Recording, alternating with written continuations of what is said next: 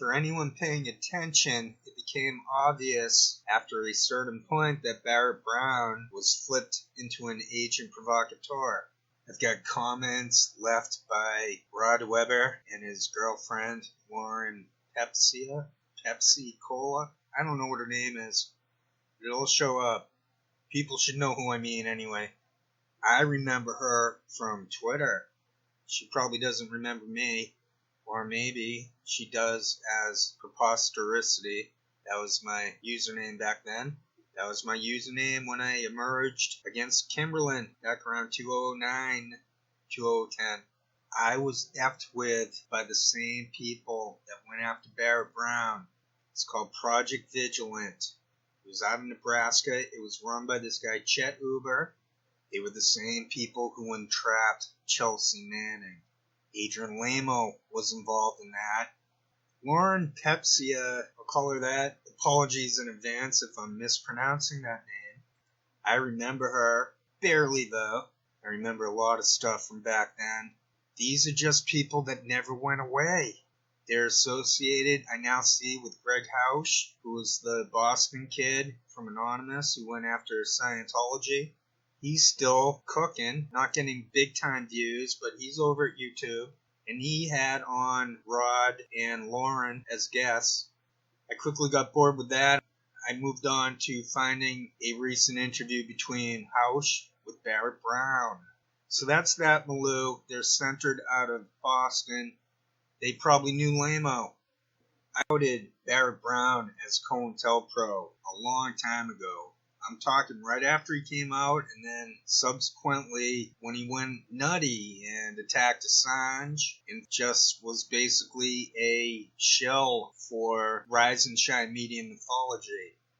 I transcend all the nonsense. Barrett Brown basically got busted holding up a kill the police sign at a protest in England. I have the screenshot, if not the actual video. I couldn't find the video. I've got Reuters vouching for this story. It went viral or something. People were saying it was a cop, an undercover cop, I mean. And Reuters is saying, no, that was Barrett Brown holding that sign. I've got him in a Medium article. That's where I found the photo. So, hat tip to Barrett Brown himself for supplying the goods, so to speak. Within his Medium article itself, he's promoting violence against police. Now, I'm against the police as much as anyone else, but I'm non-violent. It's called nonviolent anarchy. I recommend Krishnamurti to everyone. He was the true teacher. I hate to go after and expose Barrett Brown, but he got flipped. He was looking at many more years in the clink. All of a sudden, they let him out. There was a sealed supplement to the plea agreement. That's what ended Barrett Brown's stay in prison. He joined the other side. Rob Weber's taking some shots at me in a joking way. He probably realizes to go after me would be to punch down. It's pretty much the same predicament that Poinkinen has. And if someone like Steve Poinkinen goes after me, not only will it look as if he's punching down on someone with autism, he will open it up to people noticing how he lied and that I'm correct, and that due to that autism, I do not lie, and I'm very smart. I'm able to tie together, intuit great knowledge. I'm not arrogant about this because I realize I'm only on this planet for so long. There's no vanity prize to life. We won't be around later on to remember what we did, to go, hey, yeah, I'm sort of proud of what I did back 200-300 years ago. It doesn't work that way. Now, of course, I'm trying to reverse that reincarnation curse by leaving breadcrumbs to future incarnations that I was this bloke, and before that I was such and such. But I've already gone into that, and now is not the time. I'm getting eyeglasses in a couple days. That's the rumor around town. If you go by an Elvis Costello tune. That's the rumor around town. It pained me to find out that Rob Weber is a hack and fake. But I talk the talk. I got some videos back there where I'm singing. And I hit some notes. That guy Rob Weber either strums along with a guitar and and he sings very loud and with dissonance. I, on the other hand, went for classic Nirvana-styled tuning of sound into an aesthetic result. I even ventured further and attempted to turn my voice into a more lyrical instrument so as to aid in providing infotainment. Sometimes you just gotta fill the video blog, you just gotta rant and talk. But if you notice, when I'm ranting, it's very rare. This is not a real rant. There were a couple videos where I went a bit mad. I got steaming mad. But for the most part, I don't do that. That should be about do it. What did I just say?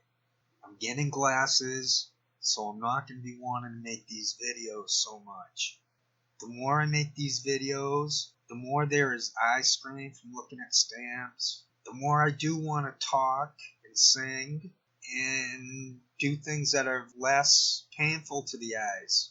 But once I get the glasses, I'll be able to go on with the spirit that persists within the flesh and bones, not skull and bones.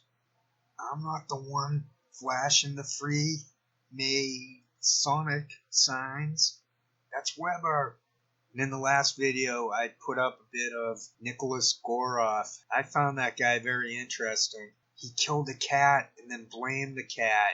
He's another one of those guys that one could easily imagine they are COINTELPRO. Unlike Barrett Brown, there isn't that great evidence. Barrett Brown is rather easy to assume as a COINTELPRO agent. He wrote bizarre stuff. As I said earlier, I already went through with that. I already shared that in previous times and places. That was a different time and place. I make these videos for anyone who stumbles across them, who has nothing to do with paid fakes or useful idiots. I just try to provide them with the goods, showing the internet is completely rigged as a propaganda and entrapment scam. This has been a special update from Tokyo Shemp News Network. Barrett Brown has been busted yet again acting like a COINTELPRO agent. This time, he's advocating violence against police. I got nothing to do with any of it. I'm always on the right side of every issue. I was complaining about police since 2007. I noticed the greatness of YouTube in exposing the bacon problem. See, I call them bacon, I talk up donuts. But I'm not going to say to commit violence. I've been saying to both sides that you're being set up. It's a trap. Fellas, gals, it's a trap. Turn back. So a lot of people are wondering if the recent election in the UK, where the Conservative Tory party handily defeated the Liberal Labour Party, if this foreshadows what is to happen here in the United States. I know Donald Trump thinks that. He tweeted such after the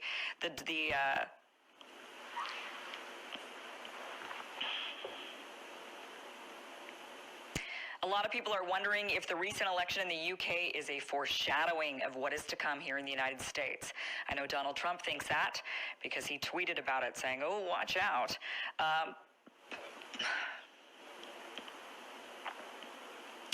A lot of people are wondering if the recent election in the UK is a foreshadowing of what is to happen here in the United States. I know Donald Trump thinks so. He tweeted as such. So let's break it down. What exactly happened in the UK elections? Well, the Conservative Tory party handily defeated the Liberal Labour Party. And it wasn't a small defeat. It wasn't just it was a landslide. It was a horrible defeat. It was one of the worst that the Labour Party has experienced in decades. So let's rewind a little bit and kind of go over this. Now, if you remember the Brexit vote that happened before Donald Trump was elected. Now, the Brexit vote was sort of the beginning of the domino effect of nationalism and populism around the world. And